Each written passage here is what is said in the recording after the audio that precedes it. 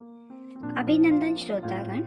आइए आज सुनते हैं मालती जोशी जी के द्वारा लिखी कहानी यातना चक्र। अक्टूबर की वो सुहानी सुबह उन दो पत्रों ने खराब कर दी थी।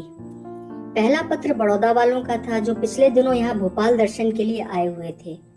दोनों भाई बहन 2-3 दिन तक ऐश करते रहे, भाभी की मेहमान नवाजी का लुत्फ उठाते रहे, भैया की जीप में वन विहार और भारत भवन घूमते रहे और फिर ढेर सारी आशाएं जगाकर रवाना हो गए।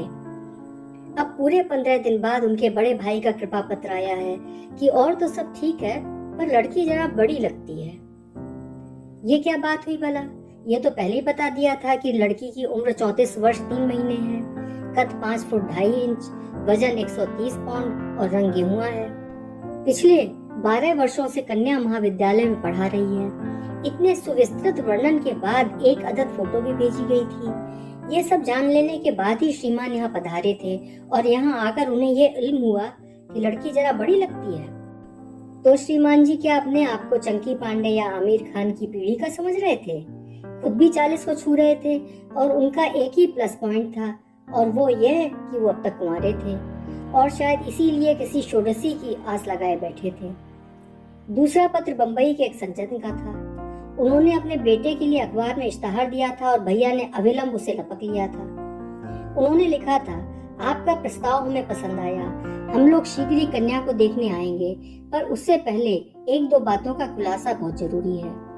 आपने लिखा है कि आपकी बहन पिछले 12 वर्षों से सर्विस में है, तो कृपया बताएं कि इस दौरान उसने कोई लोन वगैरह तो नहीं लिया जिसकी किस्तें उसके वेतन से कट रही हों। दूसरी बात यह कि क्या उसका अपना बैंक अकाउंट है, कहीं वो ज्वाइंट अकाउंट तो नहीं है।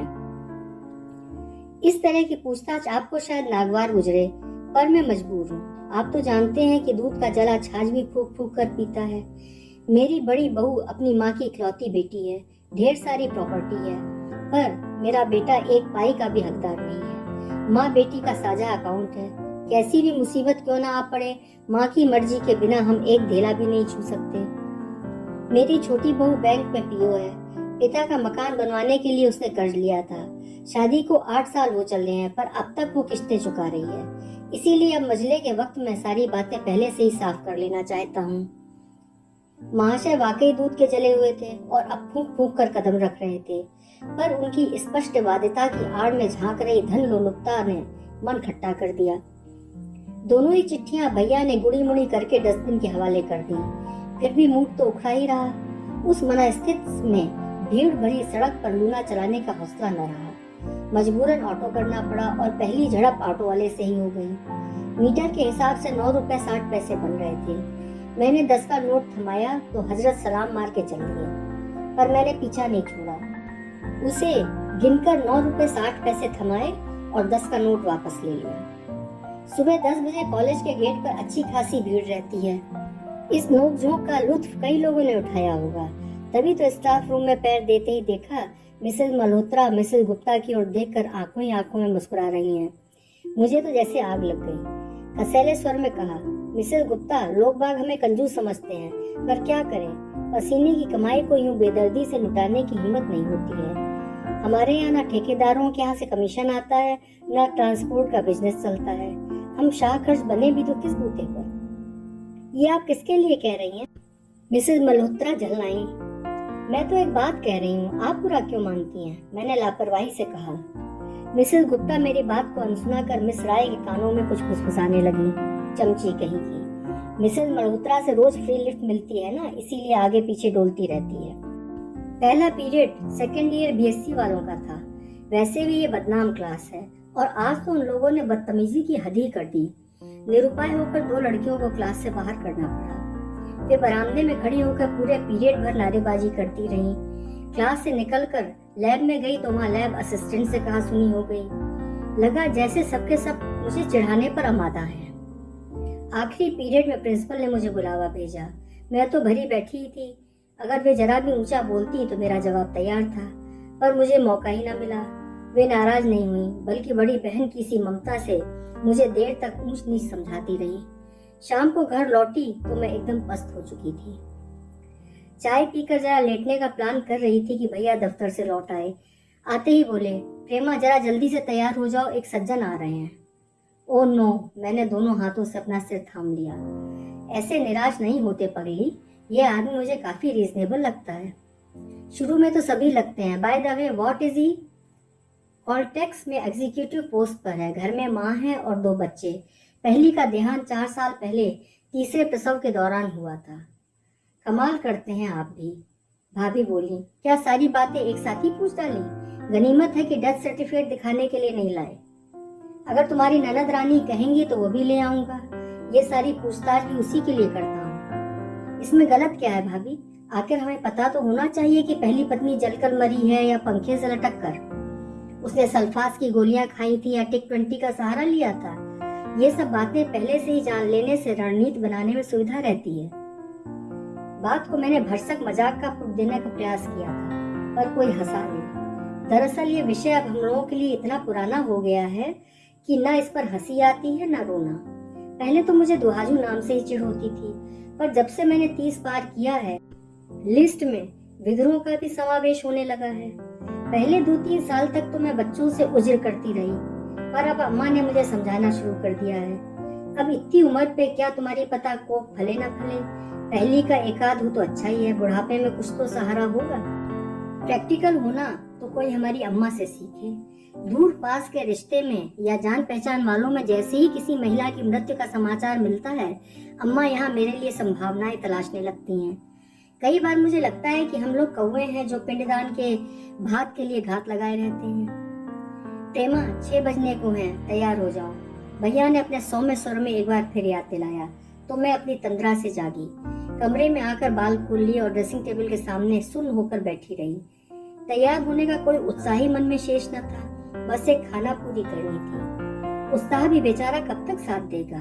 उम्र के 16वें वसंत से ये सिलसिला शुरू हुआ है। शुरू में बड़ी उमंग थी, अपने सपनों के राजकुमार को देखने की उत्सुकता होती थी। इस तरह का प्रत्येक कार्यक्रम मुझे रोमांचित कर जाता था, पर जब 10-5 नकार झेल लिए तो घबराहट होने लगी। फिर कुछ दिनों बाद ये रूटीन सा बन गया और अब तो विरक्ति सी होने लगी है। पहले निराशा होती थी, फिर मैं अपमानित सा अनुभव करने लगी और अब तो कुछ असर ही नहीं होता, मन जैसे चिकना घड़ा हो गया है। बीच में कुछ दिन ऐसे भी आए जो मेरी सहन शक्ति को कसौटी पर कस गए। मुझसे 4-5 साल छोटी नीलिमा एकाएक बड़ी हो गई और मुझसे सुंदर निकल आई थी। लोग मुझे देखने आते और उसे मान बैठते। कईयों से तो भैया ने झगड़ा भी कर लिया, पर बाद में अम्मा बाबूजी ने सोचा कि शादी तो हमें इसकी भी आगे पीछे करनी ही है। बड़ी की आशा में से कब तक घर में बिठाए रखेंगे? अगर आज इसे अच्छा घर वर मिल रहा है तो इसका लाभ क्यों ना उठाएं? आगे पीछे प्रेमा की भी हो ही जाएगी। नीलम की शादी हुई और मैंने राहत की सांस ली। तब क्या पता था कि घर में एक और प्रतिद्वंदी मौजूद है। मुझे ही क्यों, घर में किसी को भी होश नहीं था कि टुइया से सुषमा मुझसे हाथ भर ऊंची हो गई है और उसका रंग चंपे सा निखर आया था। हम लोग बेखबर थे तो क्या हुआ, देखने वाले तो चौकस थे। उसके लिए भी एक से एक प्रस्ताव आने लगे। कई लोग तो बिना किसी दान दहेज के उसे ले जाने को तैयार थे। इतने बड़े प्रलोभन को कोई कब तक टालता? नीलिमा के 2 साल बाद सुषमा भी विदा हो गई। उफ, भयानक मानसिक उथल पुथल के दिन थे वे। कई बार तो आत्महत्या करने का मन हो आया। इधर मैं अपने भीतर जूझ रही थी, उधर नातेदार रिश्तेदार अपने व्यंग बाणों से मेरा जीना मुहाल किए दे रहे थे। शुक्र है भगवान का, समय के साथ सब कुछ शांत हो गया।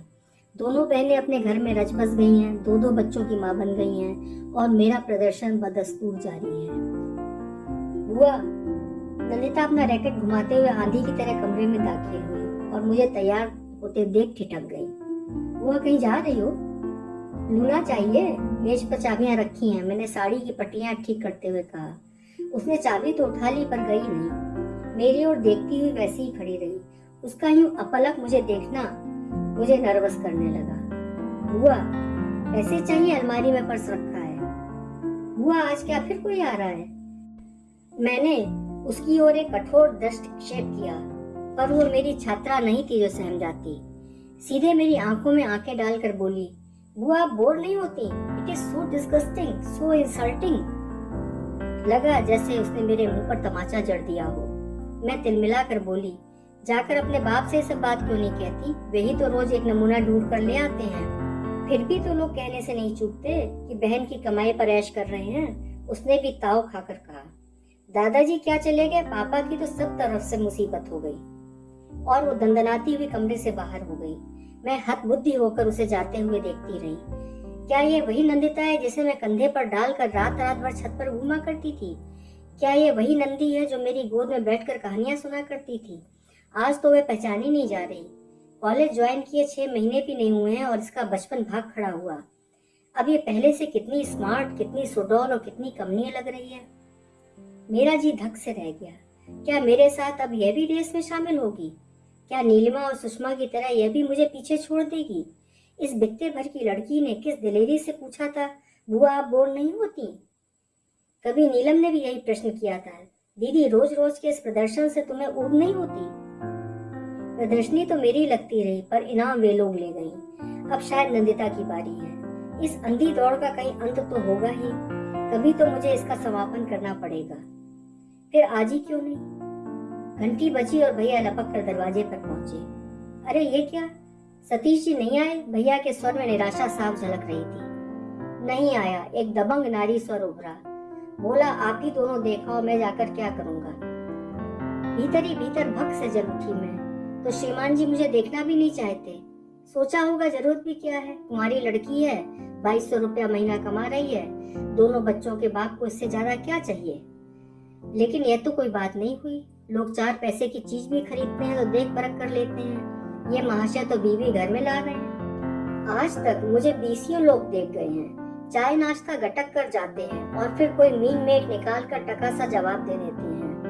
इतनी कोफ्त होती है, लेकिन फिर भी मैंने अपने आप को कभी इतना अपमानित अनुभव नहीं किया। पर यह तो सरासर उपेक्षा थी, अवमानना थी।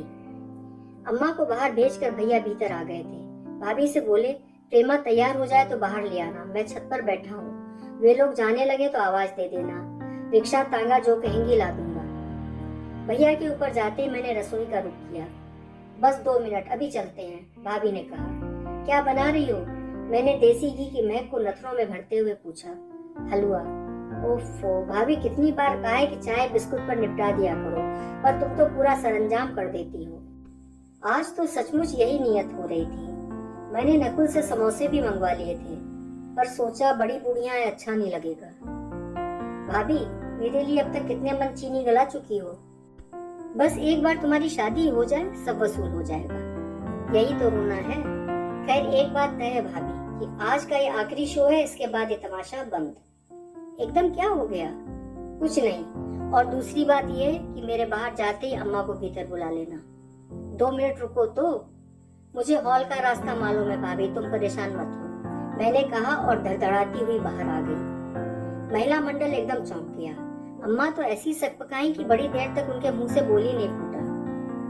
अम्मा चाहती है कि मैं भाभी के पीछे पीछे नजरें झुकाए हुए हौले हौले डगमगती हुई सिया सुकुमारी की तरह कमरे में दाखिल हूँ। कभी उनका यह भी आग्रह हुआ करता था कि कमरे में आते ही मैं अपने भाभी ससुराल वालों की चरण वंदना करूं, लेकिन हर अरे गहरे के पैर पड़ना मैंने बरसों पहले छोड़ दिया है। 1-2 बार संभावित वर की बहन या भतीजी के रूप में मेरी भूतपूर्व छात्राएं आदम की थी। बस तभी से मैंने विद्रोह का झंडा गाड़ दिया था। रही सही मर्यादा आज समाप्त हो गई। भाभी कहाँ है? अम्मा ने डपट कर कहा। काम कर रही हैं और तुम्हें भीतर बुला रही हैं। अम्मा ताव खाकर उठी। उनके जाते ही मैंने पर्दा अच्छे से खींच दिया और फिर सामने वाली कुर्सी पर इत्मीनान से बैठ गई। आप लोगों में से सतीश जी की माँ कौन है? दोनों भौचक होकर पहले मुझे और फिर एक दूसरे को तकने लगे। बड़ी देर बाद दुबली पतली महिला ने कहा, मैं सतीश की माँ हूँ, ये मेरी छोटी बहन है सतीश की मौसी। मौसी जी बुरा सा मुंह बनाए बैठी रही। जाहिर था उन्होंने मुझे पहली नजर में रिजेक्ट कर दिया था। सतीश जी क्यों नहीं आए? मैंने दूसरा प्रश्न दाग दिया। वे फिर एक दूसरे को देखने लगी। फिर माँ जी ही बोली, वो तो बेटा शादी ही नहीं करना चाहता, मैं ही पीछे पड़ी रहती हूँ। आखिर बच्चों को कोई देखने वाला तो हो घर में, मैं क्या हमेशा बैठी रहूंगी? मैंने बहुत जिद की तो बोला, तुम्हें बहू चाहिए तो जाओ, तुम ही पसंद करके लाओ। क्या पहली बहू भी आप ही ने पसंद की थी? हाँ, पहले तो हम ही दोनों पसंद कर आए थे, फिर पीछे से भाई बहन भी गए थे देखने। पहले वाली की तो बात ही और होती है, मौसी जी ने जबरदस्ती उसास भरकर कहा। अब तो ऐसा है कि बच्चों के लिए घर बसाना है। देखिए माँ जी, मैंने मौसी जी की बात को जरा भी तवज्जो न देते हुए कहा, मेरी उम्र 35 को छू चली है। पिछले कई सालों से मेरे लिए वर्क की तलाश जारी है। 20 बार मैं इस दर्दनाक अनुभव से गुजर चुकी हूँ। यूं कहिए कि एकदम लहूलुहान हो चुकी हूँ। फिर भी जंग जारी है। मैंने अभी हौसला नहीं खोया है, पर जिंदगी की ये लड़ाई मैं अपनी शर्तों पर लड़ती हूँ। पहली और सबसे बड़ी शर्त यह है कि मैं उस आदमी को जरूर देखना चाहूंगी जिसके साथ मुझे जिंदगी गुजारनी है। सतीश जी की ये दूसरी शादी हो सकती है, पर मेरी तो पहली ही है। मैं ही क्यों, कोई भी लड़की अपने होने वाले पति को एक बार देखना चाहेगी। इतना सम्मान तो उसे आपको देना ही पड़ेगा। बल्कि मैं तो उन बच्चों को भी देखना चाहूंगी जिन्हें पालने की मुझसे अपेक्षा की जाएगी। आश्चर्य जैसे उन चेहरों पर पुत गया था।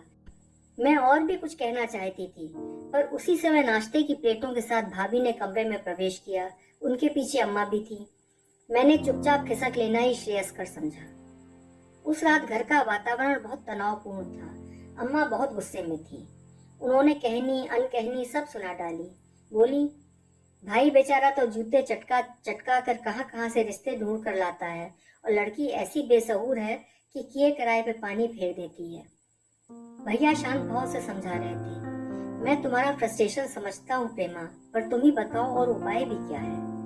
और सबकी बातों का मेरे पास एक ही उत्तर था, बस बहुत हो चुका, अब और नहीं, कभी नहीं। उस दिन शायद रविवार था। भैया भाभी ने बहुत दिनों के बाद शॉपिंग का प्रोग्राम बनाया था। अम्मा किसी सहेली के पोते के मुंडन समारोह में सुबह से गई हुई थी। नंदिता की सहेली के यहाँ वीसीआर आया हुआ था और नकुल अपने क्रिकेट में व्यस्त था। घर पर मैं बिल्कुल अकेली थी और उस एकांत का, उस शांति का मैंने भरपूर लाभ उठाया था। खाना खाकर जो बिस्तर में दुबक गई थी तो पूरा दिन वहीं गुजार दिया था। न टीवी खोला, न चाय बनाई। सोच लिया था कि जब तक घंटी नहीं बजेगी उठूंगी नहीं। कमबख्त घंटी बजी गई। जरूर नकुल के दोस्त होंगे, जरा चैन नहीं लेने देते। वो तो गनीमत थी कि आज मैच है, नहीं तो अब तक 20 बार उठना पड़ता। गुनगुनाते हुए मैंने दरवाजा खोला। एक अपरिचित सज्जन खड़े थे। राजेश्वर दयाल जी यही रहते हैं? जी, लेकिन वो इस समय घर पर नहीं है, देर रात तक लौटेंगे। आप? मैं उनकी बहन हूँ। भाभी भैया के साथ गई हैं। दरअसल आप ही से काम था। भीतर आने के लिए नहीं कहेंगी? तब होश आया कि मैं दरवाजा घेर कर खड़ी हूँ। पीछे हटते हुए कहा, आइए, मेरे बच्चे भी मेरे साथ हैं, तो बुला लीजिए ना। उन्होंने पीछे मुड़कर आवाज दी, बबली, पिंटू इधर आओ, आंटी बुला रही हैं। बच्चे जो स्कूटर में बैठे थे सहमे से अंदर आए। नमस्ते आंटी। नमस्ते, आइए भीतर आइए। मैं उन लोगों को हॉल में लेवा लाई। घड़ी की ओर देखते हुए मैंने पूछा, बच्चे स्पाइडरमैन देखना चाहेंगे? शायद। मैंने टीवी ऑन कर दिया। सच, अजनबी लोगों को झेलना पड़े तो टीवी बहुत काम आता है। आप लोग देखिए, तब तक मैं पानी ले आऊं। हाँ, पानी तो हम जरूर पी लेंगे। वैसे हम लोग कुछ देखने नहीं दिखाने आए हैं। मैं सतीश कुमार हूँ और ये मेरे दोनों बच्चे हैं। मुझे काटो तो खून नहीं। वहां से जो भागी तो सीधे कमरे में आकर ही दम लिया। आईने में शक्ल देखी, पूरे 12 बज रहे थे। दिन भर बिस्तर पर पड़े पड़े साड़ी का सत्यानाश हो गया था। सुबह शैम्पू किए हुए बाल अब तक वैसे ही सूखे, उलझे और बेतरतीब बने हुए थे। क्या इम्प्रेशन बना होगा। मैंने मेहमानों को प्यासा ही छोड़ दिया और गैस पर चाय चढ़ा दी। अपने को ठीक करने के लिए मुझे इतना समय तो दरकार ही था। चाय और नाश्ता लेकर जब मैं बाहर आई तो मेरा हुलिया एकदम बदला हुआ था। अरे, आप तो बेकार तकल्लुफ करती रही, पानी ही काफी था, उन्होंने कहा। फिर उन्होंने नमकीन और बिस्कुटों की प्लेटें बच्चों की ओर आगे सरका दी और अपनी कुर्सी की दिशा बदलकर एकदम मेरे सामने मुखातिब होकर बैठ गए। उनकी चौकस नजरों को अनदेखा करते हुए मैंने चाय का कप उनके आगे सरका दिया। थैंक्स, उन्होंने कहा और कप उठा लिया। फिर थोड़ी देर बाद बोले, आप भी और लोगों जैसी ही हैं। क्या मतलब? मौसी जी ने जो वर्णन किया था उससे लगा था कि मेरी मुलाकात किसी तोप किस्म की महिला से होगी, पर आप तो एकदम सामान्य हैं, औरों की तरह। आप भी तो अपने देखने दिखाने को लेकर, पहनावे को लेकर कॉन्शियस हैं, जागरूक हैं। This is very feminine, you know. क्या फेमिनाइन होना अपराध है? नहीं, अपराध तो नहीं, पर मौसी की बातों से जो इमेज बनी थी। आपकी मौसी बहुत अच्छा इंप्रेशन लेकर नहीं गई, मुझे मालूम है। पुरानी पीढ़ी की है ना, इसलिए बुरा मान गई। उनका कहना था कि आप अपनी बात घर के किसी बड़े बुजुर्ग से कहलवाती तो अच्छा होता। मेरी अब वो छुई मुई उम्र नहीं रही कि किसी माउथ पीस की जरूरत पड़े। माँ लेकिन बहुत खुश हुई, बोली कि अगर 10-5 लड़कियां भी ऐसी निकल आए तो लड़के वालों के दिमाग दुरुस्त हो जाएंगे। आपकी माँ ने ऐसा कहा? हिंदुस्तान में लड़के की माँ तो ऐसी भाषा नहीं बोलती। वो लड़कियों की माँ भी हैं, 3-3 कन्यादान कर चुकी हैं, कड़वे मीठे सारे अनुभव उनके पास हैं, इसीलिए तो आपसे बहुत प्रभावित हुई हैं। और आप? मुझे भी आपने सोचने के लिए मजबूर कर दिया। मैंने देखा कि आपकी बातों में दम है, इसीलिए तो बच्चों को यहाँ लेवा लाया। सोचा उन्हें भी आपसे मिलवाना चाहिए, उन्हें भी तो अपने होने वाली माँ को देखने परखने का हक है। किसी अनजान व्यक्तित्व को एकदम से उन पर थोप देना तो अन्याय होगा। सतीश जी, मैंने गंभीर स्वर में कहा, एक बात ध्यान में रख लीजिए, आप किसी को भी पत्नी बनाकर ले आइए, बच्चे उसे एकदम से माँ के रूप में स्वीकार नहीं करेंगे। बच्चों के मन में माँ की एक प्रतिमा होती है, वहाँ वे किसी दूसरी औरत की कल्पना भी नहीं कर सकते। इसलिए ये रिश्ता, ये संबोधन उन पर कभी मत थोपिए। सारी समस्याएं इसी हठधर्मी से जन्म लेती हैं। आप क्या मनोविज्ञान पढ़ाती हैं? जी नहीं, मेरा विषय केमिस्ट्री है। आपकी सोच तो बहुत गहरी है। मेरे पास इतनी फुर्सत जो है। स्पाइडरमैन खत्म हो गया था और वे एकदम उठ खड़े हुए। चलो बच्चों, पहले आंटी की नींद खराब की, अब क्या पिक्चर भी खराब करोगे? मैं सिर्फ मुस्कुरा दी। बच्चे शरीफ थे, पिता की एक ही आवाज पर उठाए, नमस्ते आंटी। मैंने दोनों को प्यार से थपथपा दिया। बच्चे प्यारे थे, जैसे कि होते हैं, और उनकी दादी ने उन्हें खूब सजा कर भेजा था। लड़की को देखकर सहज ही अनुमान लगाया जा सकता था कि उन लोगों की माँ बड़ी सुंदर रही होगी। तभी तो श्रीमान जी को अब और किसी को देखने का चाव नहीं रहा। जानते हैं ना कि अब उतनी सुंदर पत्नी तो मिलने से रही। स्कूटर स्टार्ट होने की आवाज आई तो मुझे होश आया। बच्चे पिछली सीट पर बैठकर मुझे टाटा कर रहे थे। मन हुआ दौड़कर जाऊं और पूछूं, बच्चों तुमने मुझे पास किया कि नहीं? ए नन्हे फरिश्ते, इस यातना चक्र से तुम ही मुझे मुक्ति दिला सकते हो। तुम पर ही मेरी आशाएं टिकी हैं। तब तक स्कूटर आंखों से ओझल हो चुका था और पीछे धूल का गुबार छोड़ गया था। कहानी सुनने के लिए बहुत बहुत धन्यवाद श्रोताओं। कृपया अपने बहुमूल्य कमेंट्स कमेंट बॉक्स में दें और मेरे चैनल को लाइक और सब्सक्राइब अवश्य करें।